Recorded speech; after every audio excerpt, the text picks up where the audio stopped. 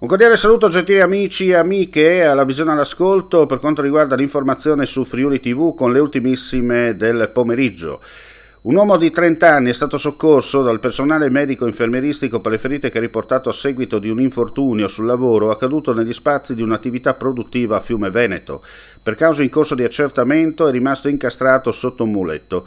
Il personale medico-infermieristico ha operato in piena sinergia con i vigili del fuoco per liberare l'uomo, poi trasportato in codice rosso all'ospedale di Pordenone, dove si trova tuttora ricoverato in prognosi riservata.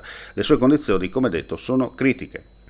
2 persone invece sono state controllate direttamente sul posto dal personale sanitario a seguito di un incendio che si è sviluppato all'interno delle mura di Palmanova tra Contrada Villa Chiara e Vicolo Apollo.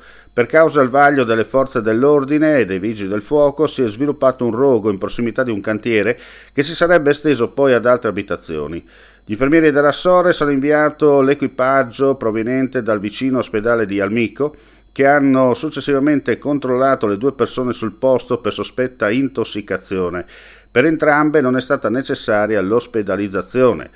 Sul posto i vigili del fuoco per le operazioni di spegnimento e messa in sicurezza.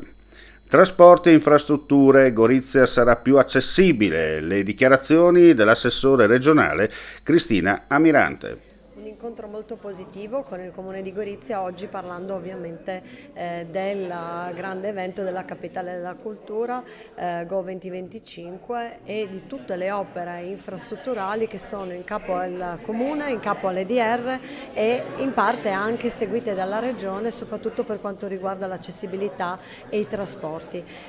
Questo tema è stato toccato proprio perché stiamo preparando dei pacchetti, delle misure straordinarie per implementare i servizi esistenti, treni e autobus sia nell'extraurbano che nell'urbano, ma soprattutto per collegare i principali hub di arrivo di quello che dovrebbe essere il flusso turistico, quindi sia stazione aeroporto a Venezia sia stazione aeroporto Trieste Airport in Friuli Venezia Giulia, ma appunto non soltanto, garantendo la possibilità di accedere con ogni tipo di sistema e soprattutto con una bigliettazione a un'unica piattaforma che consenta di semplificare. Grazie per la visione all'ascolto. Ulteriori news come sempre sul nostro sito friulitv.net. Non resta che augurare a tutti voi un buon proseguimento di giornata.